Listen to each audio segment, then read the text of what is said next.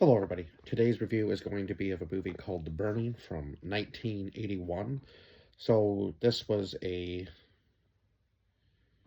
think, a year after the first Friday the 13th movie came out, and you could kind of see how the whole, uh, I guess, like, uh, camping thing, like campground thing, was a big hit, I guess, amongst people. So, in this one, it was kind of different, obviously, from, like uh, Friday the 13th, I guess, in a sense, because obviously we know Jason wields a machete.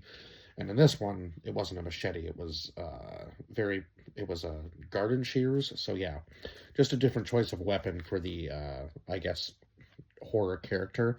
And I feel like this probably could have had, like, if Friday the 13th wasn't a thing, this probably would have been the franchise that took off as, the kind of, I guess, slasher serial killer as far as, like,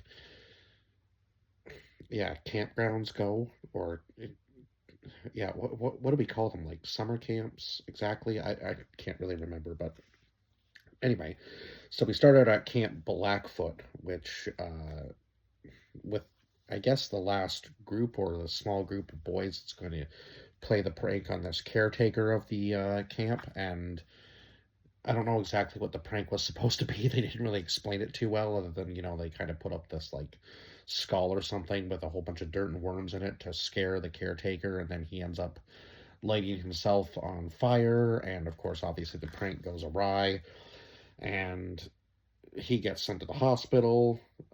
It shows 1 week later where the doctors kind of come in and they're like, look at this victim, how badly he's burned, and so on and so forth. And then we skip to 5 years later.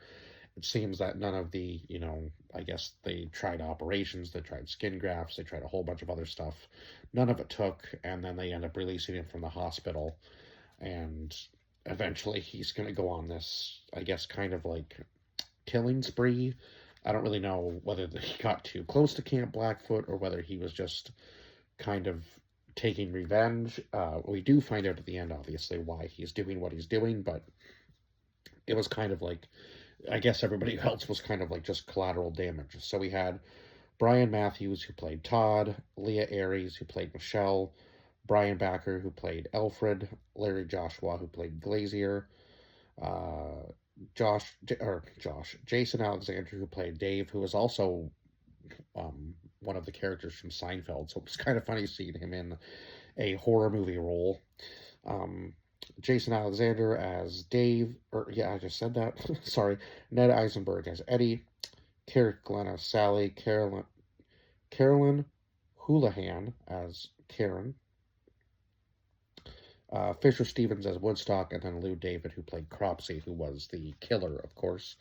So we're actually at Camp Stonewater, where this, I guess, kind of story takes place. And of course, it's your typical kind of like, campers going to the summer camp.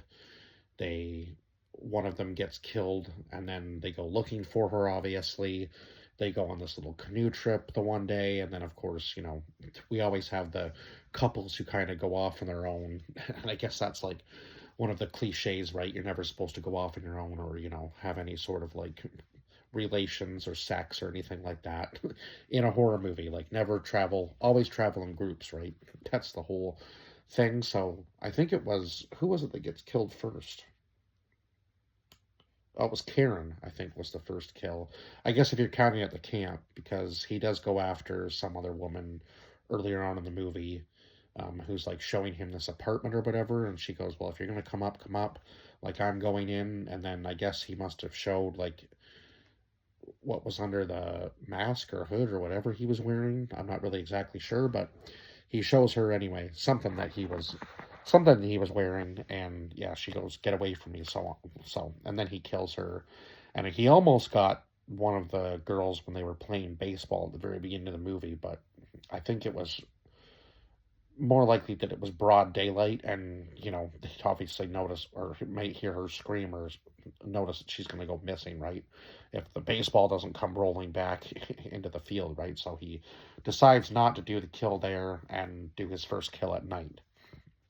Now, I guess the one thing I could say is that this movie had a little bit more of a storyline, at least, once we kind of got like the twist ending, where of course one of the kids, obviously, who set the prank up at the Camp Blackfoot was Todd. So, but the time jump and the age difference just of Todd didn't really make a whole lot of sense. I thought that he looked a heck of a lot older than 5 years when they did the jump, but maybe I, yeah, I don't know. It just looked like a lot more of a jump than 5 years, that's for sure.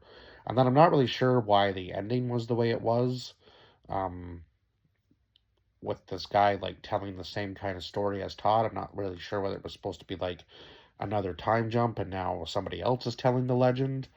Um, because they were trying to say that like he was like Cropsy was killed finally, and that his spirit still haunts the campground. So I'm not really sure how like big of a jump they were making, or whether they were going back in time again to when somebody was telling the story at Camp Blackfoot. Like it was kind of a weird ending to the movie, but um, I would say that Alfred was definitely the oddest character, and I'm not really sure whether he saw something first or whether he just didn't trust Glazier at all and he was just kind of following him around.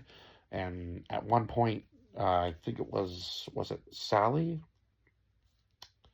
I do believe that was creeped out by him at the very beginning of the movie, and yeah, I'm pretty sure it was Sally that was creeped out by him at the beginning of the movie. Yeah, and that was supposed to be like Glazier's girl or the one that he was going after, or I'm not really sure. Um, but yeah, I think Alfred was kind of like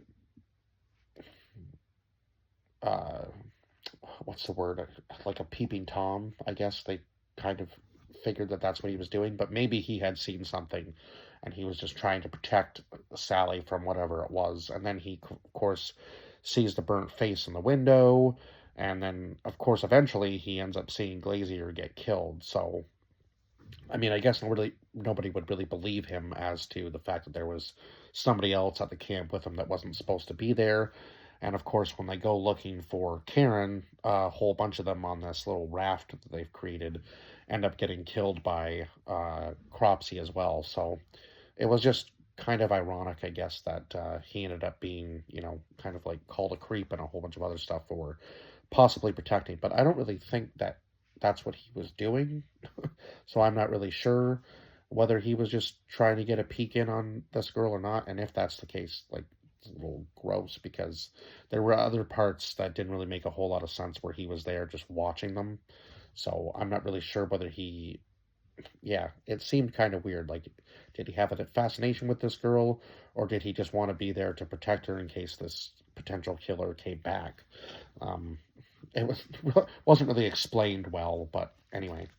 So yeah, as we know, Todd was, I guess, the main reason why Cropsy had come back to this Camp Stonewater from Camp Blackfoot. Um, was just to get revenge against him, and I guess all these other kids were kind of just, again, collateral damage in the fact that Cropsy was trying to get revenge on Todd, which didn't end up working well for him because Todd ends up killing him, and then Alfred ends up helping him set Cropsy on fire again. I'm like, this poor dude didn't really even do anything other than the fact that Todd kind of said that I guess Cropsy was a little bit of a had a little bit of a mean streak, I guess, and went after some of the kids in Camp Blackfoot and really went after this one guy the one night. So then they decided to go after him, I guess. Uh, but that's just hearsay, right? Because we don't really see any of that. We just see the prank being pulled and the prank go wrong, and then we just skip ahead a whole bunch of time and then have another skip, and then now we're at Camp Stonewater and there's this killer on the loose and everybody's kind of on edge. And then, of course, a whole bunch of people get killed, and um, Cropsy, I guess, doesn't really get his revenge. He kind of gets um, burned alive twice in one movie. So yeah, again, I kind of feel for the even though he was supposed to be the quote unquote, you know, I guess slasher character or serial killer in this movie, you kind of have to feel for him a little bit because you don't really know if any of what Todd is saying is actually true or whether it's just Todd's, kind of story to, set up obviously the scare at the campfire, so on and so forth. So yeah, it's kind of one of those things where they don't really, show a whole lot. If they had have showed maybe more of Cropsey being, the person that Todd made him out to be, I would have maybe been like, okay, well, now it makes sense as to why, you know, yeah, Cropsey isn't really that great of a person. I guess he's just going after all of the campers, and yeah, and that would have been maybe been a little bit more of a better story instead of just like they pranked him and burned him. He comes back to get his revenge, and then they just burn him again. So, kind of a weird ending. But I will say they definitely went for the whole Jason Voorhees vibe in this, with the whole way his face looked like it was all deformed, and of course he doesn't have a mask. It was more like he kind of looked more like a fisherman, I guess. So it was almost like a, if you've ever seen I Know What You Did Last Summer, it kind of had those vibes too, but this was obviously way before those movies. So maybe they drew some inspiration from this as well for those movies too. I don't really know. It's kind of cool to see how the slasher genre has just changed obviously since the 80s, and it definitely had like a 70s uh like 70s camp retreat type vibe sort of thing. So although so did the first few I guess Friday the 13th movies. So I feel like there was kind of you can kind of compare them. Obviously, maybe not the first one, but this movie and Friday the 13th Part 2 came out the same year. So I'm not really sure which one was released first, or whether they were kind of on the same, whether they released out around maybe the same time and they were kind of competing with the first movie. I don't really know whether they were trying to create the same sort of character, just with a little bit of a different story. But yeah, obviously the Jason story is horrible. We know that he gets drowned and then by a whole bunch of other campers. I think was the story there. It's been so long since I watched those movies too. I'm gonna have to go back and watch them again to remember. But I know that he did get drowned. So, and then obviously Jason comes back and every so often and does his thing, and you don't really feel bad for the campers, but I guess you also do because they're kind of also collateral damage in that sense as well. So, yeah, I can kind of see the comparisons between these two movies for sure. But different kind of thing. Like one was drowned and one was burned. That was really the only difference there. But yeah, this movie I only gave a 5 out of 10. I felt like the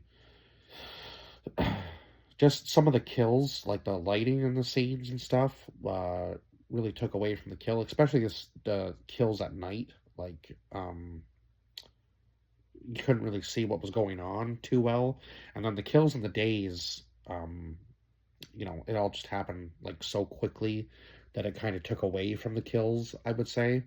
Um, and then some of it, the cuts were too quick, and then some of it was so goofy. Like he'd be stabbed in the neck, and then it'd cut to like a different angle, and there was no like stab wound or anything in the body. And I was like, okay, so I don't really know whether they cut it improperly when they were doing the scene, or whether they were just like cropping bits and pieces together to make it look like, yeah, it was just weird. Some of the orders that they cut the scenes in didn't seem to fit completely. But anyway, I guess that's my only gripe really with the film, other than, it was kind of like a carbon copy of obviously the Friday the 13th movies when both came out in the same year.